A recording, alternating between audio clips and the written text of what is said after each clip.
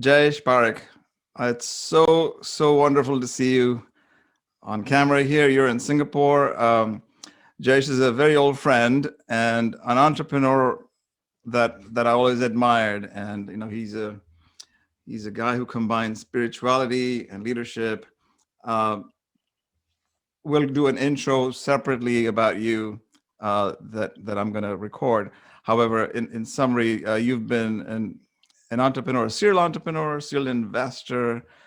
You've seeded and invested and have faith in so many companies and entrepreneurs you've nurtured, and including me. You've invested in one of my companies. It's delightful to have you here on our podcast.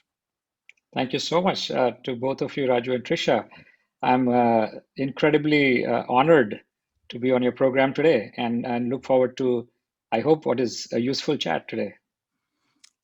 I have no doubt. And I also forgot to mention that you have also become an author of a book that you released not too long ago, which is called What Will We Do with All This Money? Is that correct? What shall we do with all this money? Inspiring perspectives on wealth. There you go. That will be so important to talk about. Sounds so good. Sounds very juicy. So the first question, Jayesh, is you've had, as I said, a pretty interesting career. You've had your ups and downs, like many of the listeners in our audience here. What does it mean when we say the word bold to you, and why is it important in your work today or anywhere in the past? I think the most important thing about being bold is to be a risk taker. So especially as an entrepreneur, even as a senior executive, I took risks, and I see people taking risks. And those who have a risk-taking ability should usually venture into the entrepreneurial journey. If you're not a risk taker, it's okay. Be wherever you are, do whatever you're doing. Every millennial doesn't have to become an entrepreneur. So bold is A, risk-taking. B, it is an ambition. And an ambition which is bold to create or develop a useful product or service, a product which is useful to the masses or to a specific niche audience, but a product or service that is truly useful, rather than there are a lot of exchanges, trading type of applications. In my mind, they are needed and it's fine, but I look at disruption as one measure of boldness. Why do you think that is even more important today than it ever was? I think that one of the other things that is happening is that the world is just transforming. I mean, we've gone through this last couple of years, and we all recognize, right, what's going on around here. The normal is no longer normal. There's a new normal. Even the new normal doesn't seem to be sort of coming anytime soon. Everything is ups and downs, and in different parts of the world. So people who were regularly traveling are not traveling, and yet amongst all of this, I have friends who are taking risk and traveling.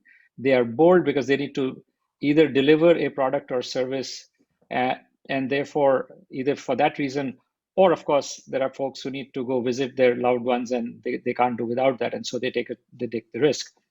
But I think it is extremely important because the world is changing out there.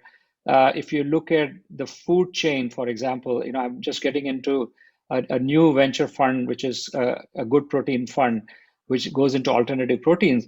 And I've been just fascinated for the last 4 or 5 months to see that when there are 10 billion people, our food system is just completely not sustainable.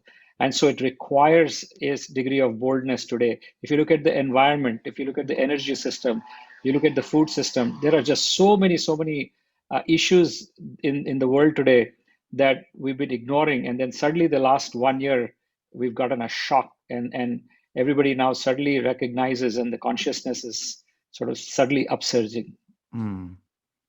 That's so practically and beautifully said. So why is it that so many people who may have desired that, because the opportunity seems to abound everywhere, right? All these Whether you look at the UN manifesto and all the different opportunities that exist, and the world certainly is significantly in a disequilibrium now, exacerbated by this whole uncertainty of how to live.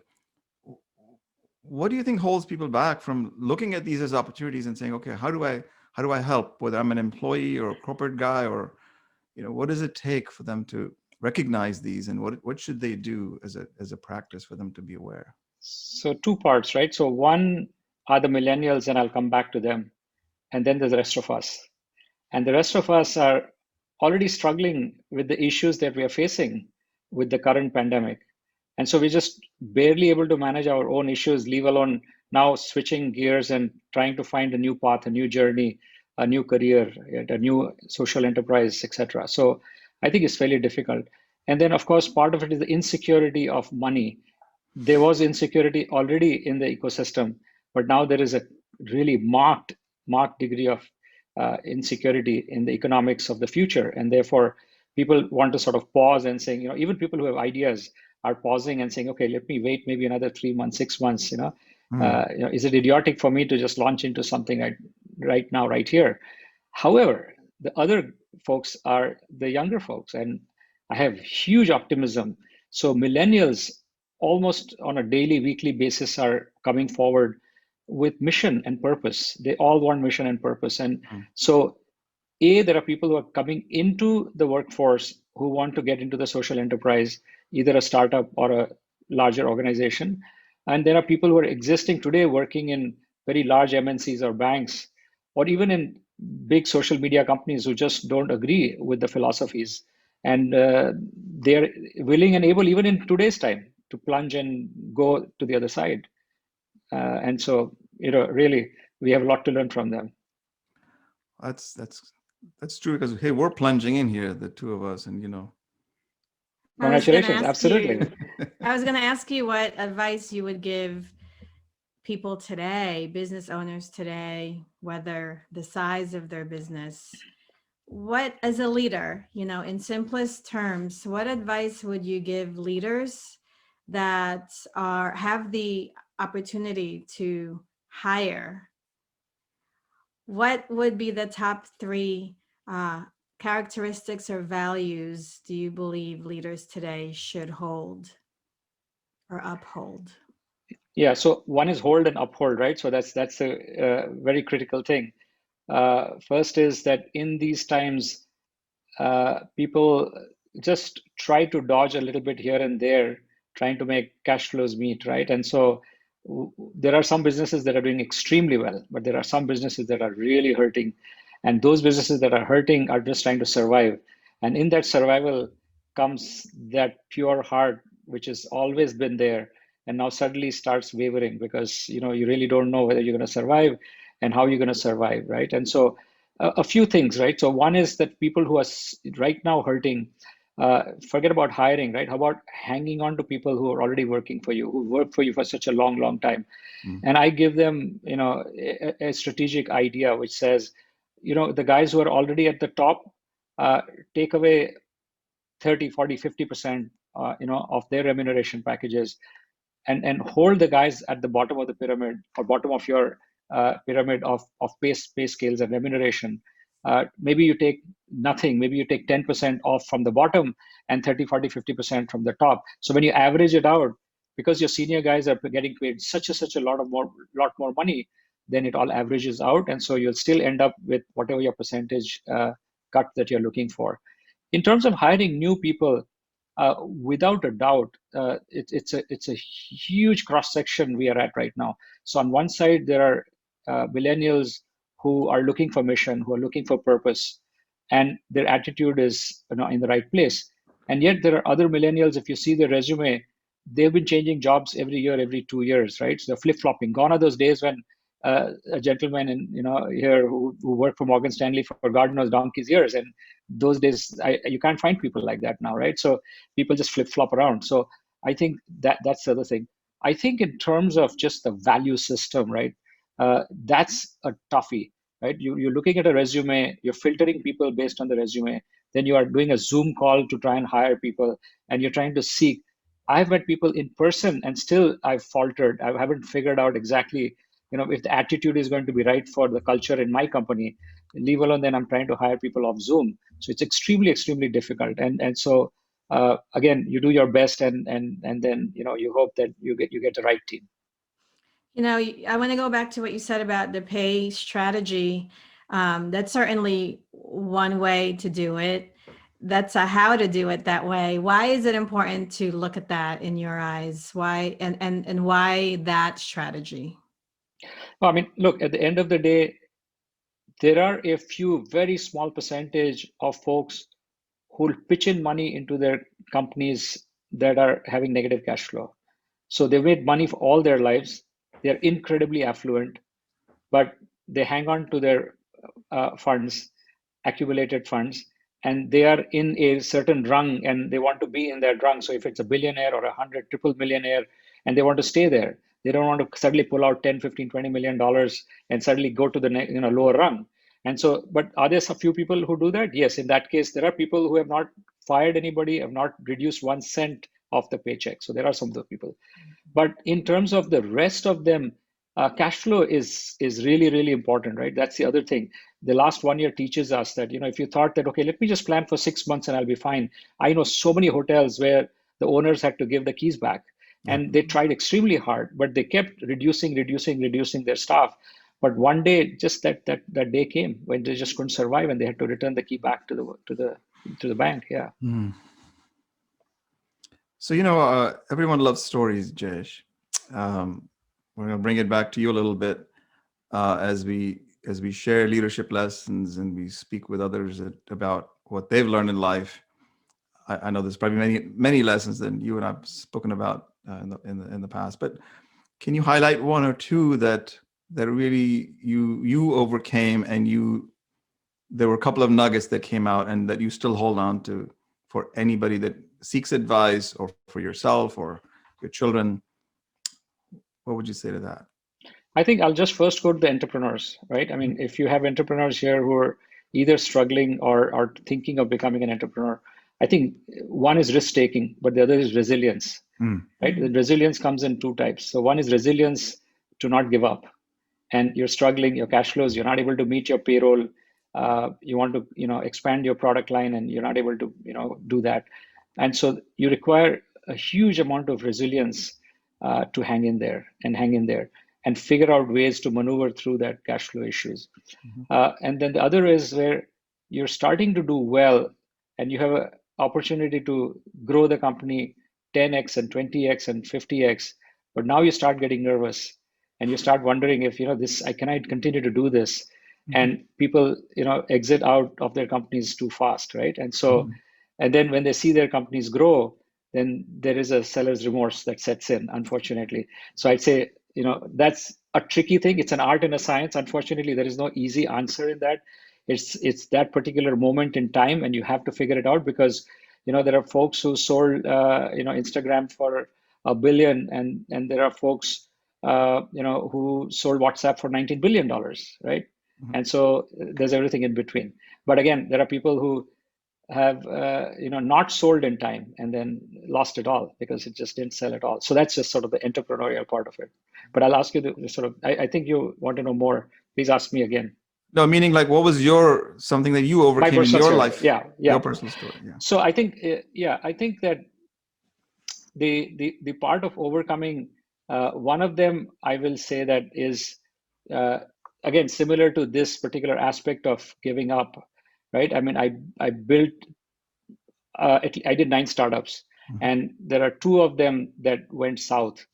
And as much as I tried to hang in there, I was just not able to save those 2 companies. Now, while I could not save the companies, I had to overcome that level of depression that you go through.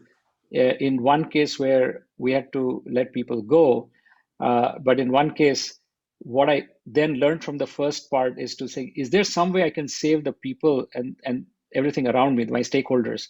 So I fought very hard to go to a publicly listed company who was going to buy us out. And I said, one of my condition is that there are 70 people working for this company, and you have to hire and keep 69 of them. So I couldn't tell them how long. So they finally did agree to take all the 69 people. So at least when the investors lost all their money, those 69 people continued their jobs. I said, you have to make sure that all my customers get treated right. Right. So that's the second thing I did. And three is all my vendors get treated right. So I did that. So some of that is part of sort of in an entrepreneurial way that I overcame. The other is in just growing up, coming from very humble beginnings. There were so many points in my life when I felt that I just couldn't cross over. I wanted adventure. I wanted to go across. For example, I wanted to go to study in USA. I was studying in IIM Calcutta, and I wanted to quit that, and I wanted to go, but I didn't just have the money. But again, somewhere deep down, there was a resilience in me, and I just took the gumption. I just jumped on a plane, and I said, I'll figure out. I don't have money to pay my fees, and that has happened multiple times. In my personal journey, I have overcome that. I've found people who trusted me, and then I was able to give that back. I think a lot of it is to do with interpersonal skills. How can I build trust in a person whom I don't know? And that I have gone again and again, I've built that trust. So if I'm proud of one thing, it's my network of friends that I have all over the world, including you, Raju, where I know that if I need something that desperately I need you to do something for me, I can count on you. And I think I have friends who've been my friends for 50 years, and all the way to just last year. So I think that level, of overcoming have-nots to become something beyond that. I think that's what I would recommend and suggest to your audience. Thank you for sharing that. One word, which I love, gumption. If you don't have it, how do you build it? It's very difficult. It's very difficult. Again, just like a risk-taking ability, can you nurture risk-taking ability in millennials who are just sitting pretty with affluent parents? Very difficult. Same thing, building gumption is a very difficult thing. You have to work on it, and you have to continue to work on it. So if you feel that there is a one silver bullet that gets you over the hump, it doesn't. But I think what is part of it is that if you're an entrepreneur, especially, then it builds character. And in that building of character, there is a certain, in just way in inner feeling that you get that you want to produce this particular product or service. And then that gives you that gumption, right? And so you do it once and you fail. Maybe you do it a second time, you fail, but you just keep going at it, right? And then at one point you develop that character that says, okay, you know what? I'm ready for anything. I think the other piece is, of course, to have the right people around you. So soon you realize that you alone may have the gumption, but if people around you can't put it together, because all the vectors have to point north, all the energies of all the people around you have to come together for a positive outcome. So that's extremely important. Boy, that really hits me hard, because I've had 5 startups. You've had 9, very different directions where mine went. But yeah, that really hits. But to the point that you're making on gumption, you're saying it can be learned. It's not necessarily you're born with it. Yes. Maybe there's a desire you have, but you don't allow it to be nurtured. Yes, I think yes. Compared to risk-taking ability, which is usually not so easy to develop, gumption, you can build it over a period of time. Yes, I agree. Well, one word that you mentioned that I think is critical in order to strengthen one's gumption is trust. Can you speak a little bit more about trust? You talked already about surrounding yourself with others. So I want to shift the conversation a little bit to consciousness now. If we're talking about trust, what else other than people, how have you built that ability to be able to just trust in others? What else does that require? Right. So I can tell you about my own journey as to how I am. I'm not so sure if I can help people become trustworthy, because either they are trustworthy and they can project that trustworthiness. In my personal way, the way I am is WYSIWYG. What you see is what you get. You do it once, you do it twice, you keep doing it again and again, and people realize that, okay, I think this person means what he says. So that's one part. The other part is building that network, that interpersonal relationship. So if I have folks with whom I do business, whether it's my real estate agent, for example, or if it's the guy who cuts my hair, to just about anyone from whom I take services, I've been taking services from the same person for 10, 15, 20 years, right? Uh, so there is a relationship that develops, there's a bond that develops, right? And I think that if I do that in in my banking services, in my financial handling of people, my hiring and firing of people, is there a consistency? Am I using the same set of rules each time, or am I flip-flopping as I go through life? And I think people are quite smart, right? And especially the youngsters today, they can see through many of these things, and they are much, much simpler than the complexity that we used to live in. I find that life will be better going forward. But I'd say that trust also is your experience, right? And your experience, and also if anybody does a reference check, right, on me, I have time and time and time again gone to investors today to say, hey, would you like to consider investing in my fund?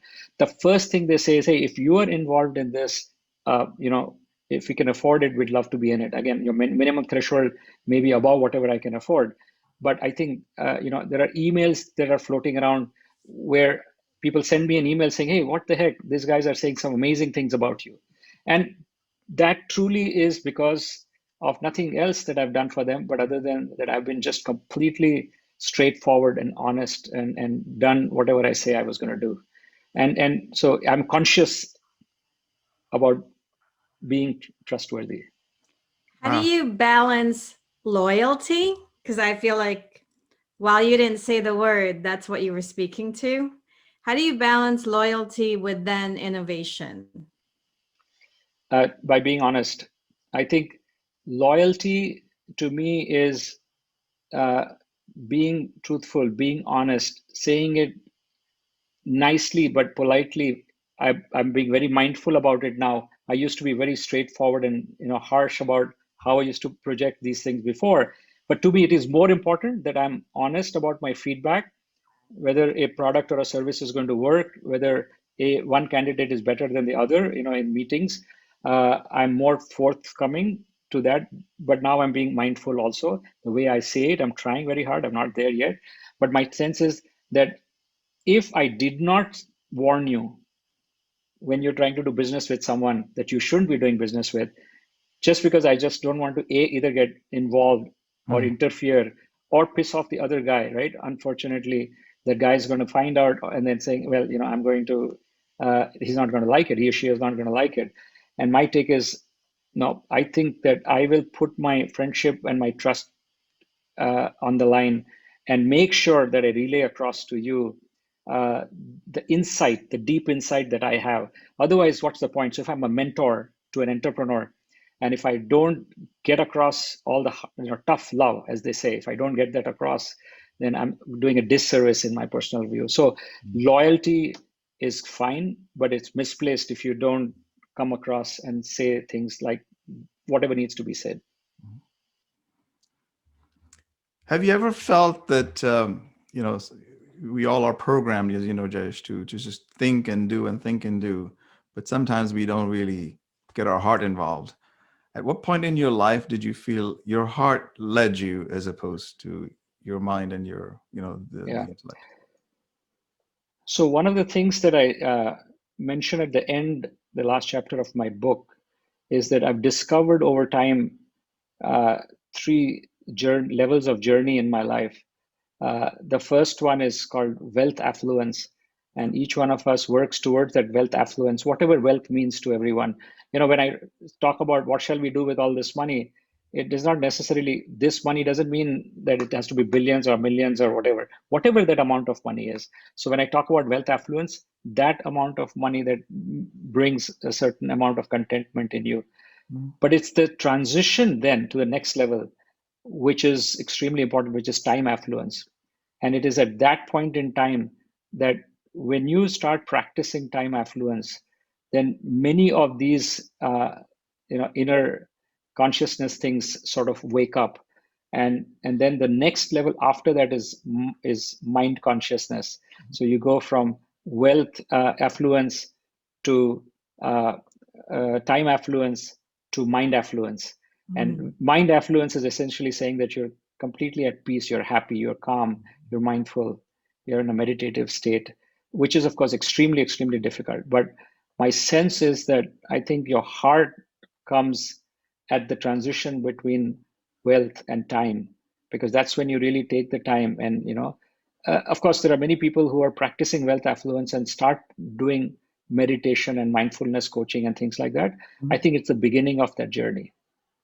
So for your personal, in your personal story, where was that? Was there a turning point for you when you switched from Yes, one thing to absolutely. Absolutely. I mean, I decided that I was going to switch my 80-20 to 20-80. So I spent 80% of my time making money and in commerce and economics, and 20% on service and spiritualism. And then I decided that I was going to flip that, and I was going to spend 80% in service and spiritualism and do things that I want to do, and 20% on economics. Now, it just so happens that I've been extremely, fortunate. And however, whatever we want to say about luck, it is there. Most people who have made it at some point in their life, they will give credit to luck. I mean, there are many people who just feel that they've done it, and that's fine. More power to them. But I feel luck has a huge, huge, play. Thank you for sharing that. For someone listening who is interested in making that shift between the 80 and the 20%, can you speak a little bit about what does that look like? You shifted it 80% service and spirituality. What is that? And I'm going to add to that. You talk about luck. I think it needs more definition, because then people will say, well, it's about luck and I'm just not interested in, because it's going to be luck. So you have two Right. questions. Yes. Yeah. So let me take the luck one, just the continuity of the previous one, and then remind me, Trisha, and I'll come back to the second part. But I think, luck is a piece where if you have figured out the why first, why you're doing whatever you're doing, right, in your startup, for example, and then you go to, doing the right things about who are you guys and what is the team and what is this big picture goal of what you're trying to create and how are you going to execute it and manage the cash flow. If you don't do those things, right, luck is basically like saying that I'm going to look at the newspaper every day looking for the lottery number and I'm not getting my lottery. And then one day the lightning strikes to say, hey, can you please buy a lottery ticket? And this is that lottery ticket is the hard work, is the applying yourself, using the brain, building a good team, having the right thesis and executing that plan. Now, even if you do all of those things, two sets of teams, one which does that and one succeeds, and one which doesn't do it and doesn't succeed, I think is where the differentiator is.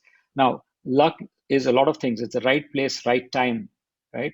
But it's these days, it's there is a flow of cash. So the cash flow, then there is a user flow, and then there's the data flow.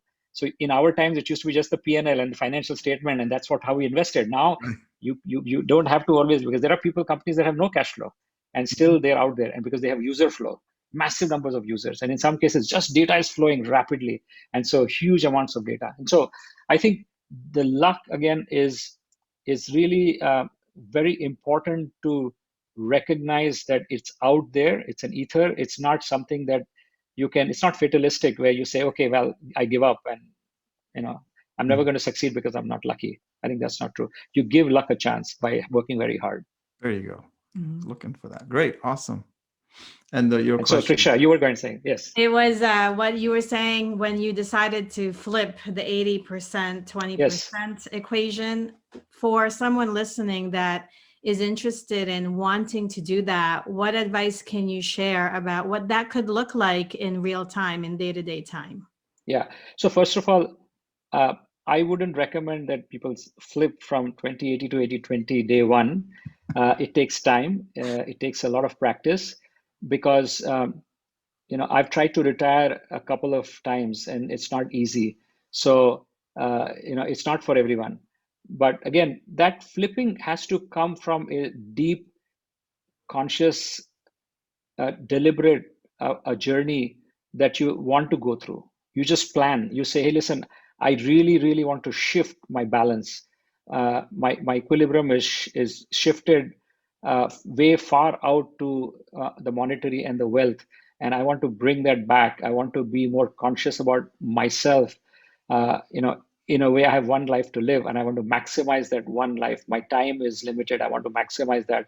And what is it that I really, really get joy out of? And if my joy truly, truly is coming out of serving or by meditating or doing some travel, I would say experiential. For me, experiential spending is just so dramatically more fulfilling than materialistic spending. And so, if you really truly want that, and you really want to pursue that, then you've got to make a conscious decision one day. And one day, when you do make that decision, you can write that down, and then if you have a plan, you can write that down, put it in the top drawer, and every day you just pick it up and just keep looking at it till you don't need to look at it on a daily basis. You start looking at it on a weekly basis, one day on a monthly basis, and then one day you don't have to look at it. You're there, you're just following that path. You're going to go at it, and you're loving it, because trust me, once you go down that path, it just takes a little bit of nudge, and then once you're on your way, the momentum is so dramatic that nothing can stop your soul or heart or conscious mind, whatever it is that is guiding you. That speaks to one of the ideas we talk to our clients about, is that momentum builds clarity, more clarity. And that was a great way to speak into that. What are some of your practices to be more conscious? I think I transitioned from outcome measurement to journey. I think that was the biggest transition for me, because I worked for a multinational and got trained by IBM. And then subsequently I did a joint venture with Sony Pictures. And so I just went living my whole life with outcome measurement. And that is sort of a calculator, right? That's at the top of your head all the time. Everything is economics and everything is calculating. And that also unfortunately goes into relationships, which is just very unfortunate, right? But I think once you decide that you want to transition out of it, today, when I try to support a nonprofit, I use the East and West both, right? So Raju and I, we were on United Way journey, and there was a huge amount of outcome measurement in a Western style. Everything was about measurable impact. And sometimes, when now, as an individual, when I look back and what I'm doing now, is I'm just enjoying the journey as well. So I support a eye hospital in Bihar, which is a low income state, Akhand Jyoti Eye Hospital. And while we do 65,000 cataract operations every year, 80% of them free because it's a nonprofit. But the journey that the CEO, the founder, and I go through many a times is just commendable. It's just so much joy in it, because there are some immeasurable things. Just simple example, a older person who's in the agrarian society, farmer, he's old and gets cataract. He sits in a corner in his house, but guess what happens then? Everybody else goes away, and the young girl who is going to school, she gets left behind to look after the grandpa, right? So here is the girl, right, who goes out. Now, the day we do the cataract operation, that farmer goes back to work, but that girl child goes back to school. Wow. Now, is that a measurable outcome, or is it a journey? Yes, it's just you're really, that example is really speaking to something that we value, unity consciousness. That something that is seemingly affecting just one person, that's never really the case. And that's such a testimonial for how these types of things can work. So you said 80% of the surgeries are free. That's done for free. phenomenal. What an amazing thing to be able to do. Yeah. Or so even the transformations that you're experiencing, with these stories, is where suddenly your heart, skips a beat. They go, "Oh my God, I'm part of this." Yes, and also, recognizing that outcome measurement to journey includes the degree of difficulty, right? So even if it is measurable, so for example, you help educate 1,000 slum kids in Dharavi in Mumbai, in the city, urban, or you educate 100 people, kids in the northeast mountain terrain of India, which one has more impact? The 1,000 kids in Dharavi in Bombay, or those 100 kids in Northeast who absolutely have zero chance of anybody caring for them or looking after them? So there's a degree of difficulty also, right? And these are the things that as you become conscious of, you let go of this constant striving for outcome measurement. Well, we've experienced some, some of our clients have gone through their transitions and transformations. We didn't know. We were just part of the facilitation. So it hits because that's the journey, right? It's not about how much have we sold and how many people are in the thing and all of that stuff. So but you also said earlier about the cash flow and the data flow. That's important in these times or any times for that matter, right? So it's an 80-20 that you're switching, and I think that's a real blessing. Yeah, absolutely. I think that somehow there are folks who have a DNA based on just their life experience during their career. They figure out economics, right? But there's a DNA for it. And so people talk about it as business acumen in some cases. Some call it savvy. And then, I have 4 levels that I talk about in that. So one are these folks who are smart, right? So they're intellectually smart and they go to good universities. And so they're great. And then the next level is savvy, above smart, because savvy says, hey, not only are you smart, but you can sell something, right? And then above that, these are folks who are shrewd. So, they're not going to, leave a penny on the table which belongs to them, but they're very shrewd. They'll cut a good deal. They won't lose, at least, if not, And then the last rung is cunning. So cunning says, I thought you were going to go with another S there. I wish, but cunning is the last piece, which is people who will just not let you make a penny, and they will just take it all away. So and then most of us can relate to being between those, right? So there are people between savvy and shrewd. There are people between. So I don't do business with smart, and I don't do business with cunning. Now, see, therein lies the equation. Why? Because the cunning, of course, I want nothing to do with them. But smart is not good enough. Because if you don't have the economic savvy or shrewdness, then economics doesn't work. So you're really wanting to do some good out there, but the scaling of it, the repeatability of it only comes from a little bit of economic savvy. And then it grows and grows and grows, including this gentleman who built the eye hospital in Bihar. Started from scratch. It's in the middle of nowhere. They didn't have electricity till recently. Even now they get 8 hours of electricity out of 24 hours, but they're doing all the 65,000 cataract operations. And so there is an economic savvy in the gentleman to say, how am I going to figure this out and grow this? And now we're building another next to it, another 300-bed hospital. It's a 350-bed hospital. We're building another one right next to it to make the capacity 100,000 cataract operation. It's a non-profit, but still, right? There is an economic savvy in it. Absolutely. Wow.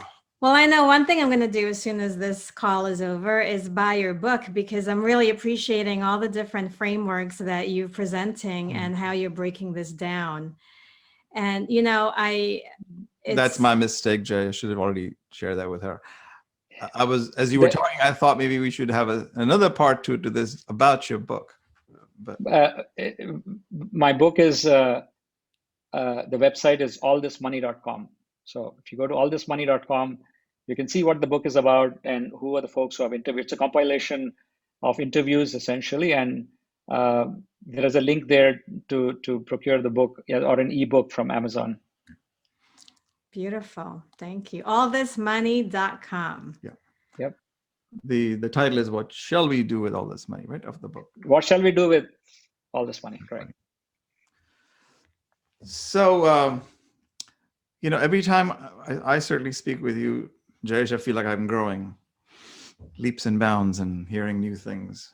So we certainly, the wisdom comes from not taking anything for granted. So we really appreciate you. And I hope there's many more opportunities for us to talk with you in the future.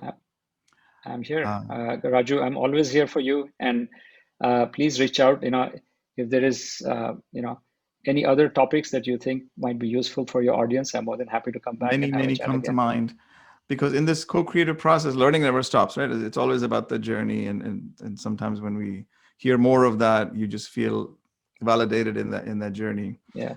So in that context, what discoveries might you have had in this conversation, if any? Yeah. I think what I discovered in my 80-20 to 20-80 journey, as I was speaking to you, both of you, I realized that there is a piece of me which is a fusion.